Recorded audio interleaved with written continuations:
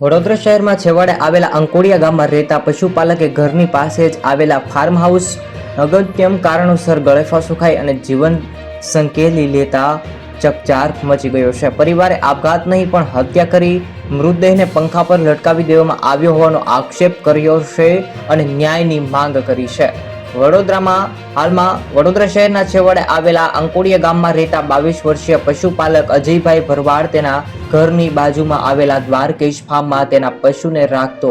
સવારથી સાંજ સુધી ત્યાં જ રહેતો અને રાત્રે ઘરે આવતો હતો. ગત મોડી રાત્રિના અજય પિતાએ બજારમાં જઈ આવું છું તેમ જણાવી અને ઘરેથી નીકળ્યો હતો અને પરિવારમાં હાલ એમ કહેવાય કે દુઃખની લાગણી છવાણી છે. સવારે દૂધ કાઢવાનો સમય થતાં જ અજયની ઉઠાડવા જતા અજય રાત્રે બહાર ગયા બાદ ઘરે ન પરત ફર્યો હોવાની જાણ થતાં જ પરિવારે અજયની શોધખોળ કરી.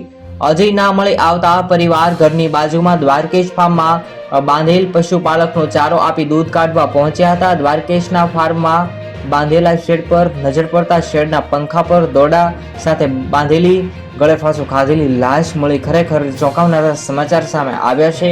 આવી જ રીતે ગુજરાતના તમામ સમાચાર માટે અત્યારે જ આ ચેનલને સબસ્ક્રાઇબ કરો. આવી રીતે આ સમાચાર સામે આવી રહ્યા છે. તમારે આના વિશે શું કહેવું છે જરૂરથી કોમેન્ટ કરો.